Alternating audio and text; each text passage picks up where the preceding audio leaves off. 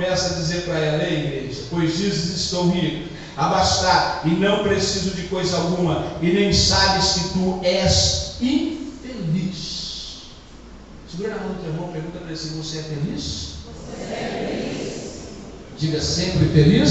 Sempre feliz. Quem é feliz aqui, diga amém. Amém. Às vezes, a forma de falar, o nosso povo, porque o que você encontra de crente infeliz, de crente que perdeu a sintonia, de crente que perdeu a comunicação com o Espírito Santo, o que você encontra de pessoas que tanto faz dentro da igreja, se a água rolar para cima, amém, se rolar para baixo, amém, se o culto for vibrado, amém, se o louvor deu certo, amém, se a palavra foi boa ou foi meia boca, não agradou ele, amém, ele entra morno e ele sai morno, ele entra de uma forma e sai da mesma forma. E Jesus olhou para aquela igreja e diz assim: ei, tu tem recurso, tu tem muita coisa, mas quero dizer que tu é infeliz, tu é pobre, tu é cego, tu é nu, tu não tem nada para mim oferecer, diferente da nossa igreja, diferente de você que é a igreja de Deus, porque eu vou profetizar, mesmo que você entenda isso de uma forma tão especial na tua vida, eu vou profetizar que dentro de você é uma riqueza que o mundo não pode comprar, dentro de você é uma riqueza que todo ouro desse planeta não pode jamais absorver a riqueza que Deus te deu, que é a riqueza de sentir a presença de um Deus vivo, a riqueza de sentir a presença de um Deus eterno na sua vida. E se você crê nisso, diga amém. Amém. Põe a mão no seu coração e diga assim: a maior riqueza do crente A maior riqueza do crente é a presença do Espírito Santo. Amém? Quem tem alegria com o Espírito Santo aqui, diga: eu tenho. Sua vida quando diz isso, a sua forma que você adora, a sua forma que você vem para a igreja. Eu fico pensando, irmãos, hoje nós temos um desafio grande na igreja do século XXI, um bando de nome que se senta nas igrejas, a língua é decorada, a profecia é decorada, as mensagens são tiradas do púlpito da Bíblia, as pessoas parecem que vão perdendo a intimidade com o Senhor. E eu digo: Senhor, eu me converti numa época em que as pessoas andavam 20 quilômetros para ir na igreja, em que as pessoas tinham prazer de estar na casa de Deus. Hoje fazem piadinhas com a casa de Deus, hoje não sentem prazer. Eu sou de uma época em que um jovem andava 4, 5 quilômetros no sábado à tarde, entregando folheto de porta em porta para evangelizar. Eu sou de uma época em que as pessoas tinham prazer de chegar no domingo na igreja, não importa se fosse de bicicleta, de cavalo, de a pé, mas eles tinham prazer para ir. Hoje nós entramos numa mesmice, por quê? Porque o espírito mundano quer entrar dentro da igreja, tornando o crente frio, tornando o crente morto, tornando o crente sem ação, tornando o crente apático. Você olha para ele, a tua vida espiritual está amarelada, por quê? Porque parece que ele perdeu a sintonia com o Espírito Santo. Pelo amor de Deus, se nós que conhecemos a palavra de Deus não começarmos a ensinar e a pregar a palavra do Senhor, nós vamos chegar no estado da igreja acabando morrendo no Brasil. Nós precisamos resgatar. Levanta a sua mão para cá. Jesus olhou para a igreja, a segunda carta, e dizer: eu conheço as tuas obras, só tenho uma coisa contra ti, quero que tu voltes ao teu primeiro amor, volte a adorar da forma que você me adorava, volte a sentir a presença de Deus da forma que você sentia, volte a sentir a presença de Deus de uma forma especial. Na presença de Deus, crente precisa ter o Espírito Santo nesse negócio e precisa ter reverência. E eu vou profetizar que nós vamos incendiar não só esse bairro como essa cidade, mas eu sempre vou profetizar que aqueles que não soubem, seja em culto, seja através do rádio, seja numa praça pública, seja no meio da rua, que a nossa voz possa entoar e que crentes possam entender que a maior riqueza dele é poder gritar aos quatro cantos dizendo: eu sinto paz, porque dentro de mim está a manifestação da glória e a presença do Espírito Santo de Deus que me edifica a cada instante. E só quem crê nisso, diga amém. Busca isso na sua vida. Sabe qual é a diferença? Às vezes uma pessoa chega apática na igreja, ela chega morta. Você olha para crente, e eu vou falar porque Deus está mandando, diga aleluia.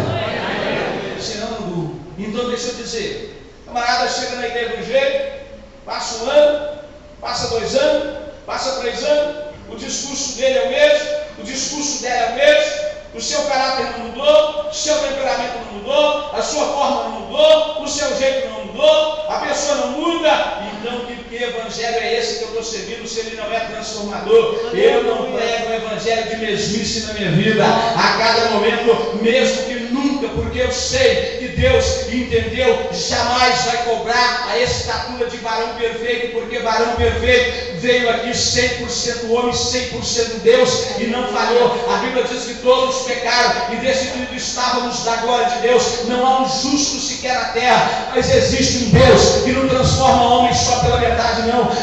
Deus não muda meu caráter, Deus não muda meu temperamento, então não é Deus, porque o Deus que eu sirvo muda caráter, o Deus que eu sirvo muda temperamento, o Deus que eu sirvo muda circunstâncias, o Deus que eu sirvo me faz sentir a tua presença. Se você quer isso, diga amém aí, vai. O Deus que eu sirvo faz isso comigo. Ele faz isso comigo. Então, eu fico pensando, tem pessoas que nunca conheceram a conversão genuína, são invertidos e não convertidos. E aí, Jesus olha para a igreja e diz assim: teu problema é ouro? Teu problema é dinheiro? Teu problema é riqueza? Você acha que tem tudo? Acha que tem tudo? Chega na tua casa, tem a melhor comida, olha no seu guarda-roupa, tem a melhor roupa, anel de ouro, brilhante, tudo isso você é coberto. Mas aí, quando você olha no espelho da tua casa, e que você para, como o apóstolo Paulo deu um conselho à igreja da Grécia, a igreja de Corinto, diz assim: todo homem deveria ter um espelho espiritual na tua casa, para quando ele olhar, pudesse contemplar de verdade qual é a manifestação da glória de Deus na vida dele, se há presença ou se não há presença. Então, deixa eu dizer algo para você: tem algumas coisas que são pregadas por aí e que estão sem contexto, e texto sem contexto é pretexto. Eu quero dizer uma coisa para você: o evangelho que eu estou pregando nesses últimos 20 anos, pode levantar sua mão porque eu vou profetizar isso aqui. Eu não quero homens transformados de fora para dentro, não. Quando eu digo homem, sentido integral da criação de Deus, tanto macho como fêmea, porque a maior transformação de Deus não é de fora para dentro, ela acontece de dentro para fora. E se você crê nisso, diga amém. Amém. O Deus que eu digo é assim, não é de fora para dentro, não adianta, é de dentro para fora. Isso requer tempo, isso requer santidade, requer verdade. Mas às vezes vivemos um evangelho de confusão. Pastor, estou muito bom mesmo. Um dia eu estou bom, outro dia eu estou ruim. Eu estou vivendo amor, meu casamento está morno, meu trabalho está morno, a minha vida espiritual está morna.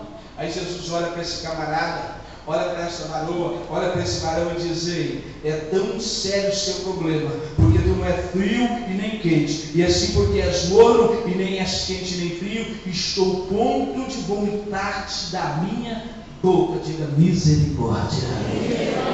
Pergunta para o outro lado, diga assim: quando Deus olha para você, qual é o sentimento dele? Qual é, será?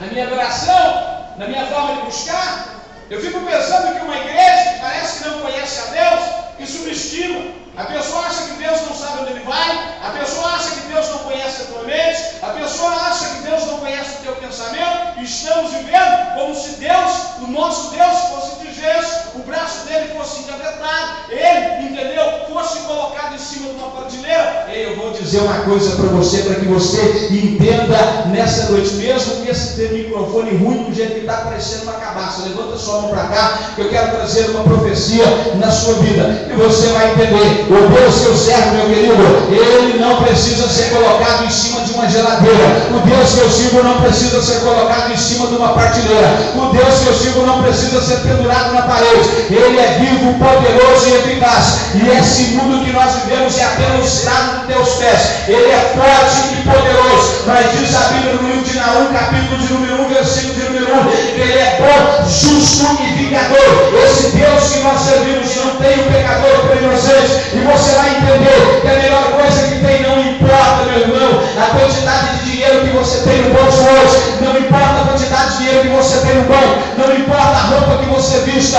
se ela é especial, se deixou de ser, não importa nada disso, importa que o homem que possui a presença viva do Espírito Santo de Deus, ele é mais do que milionário nessa terra. E se você crê nisso, diga amém.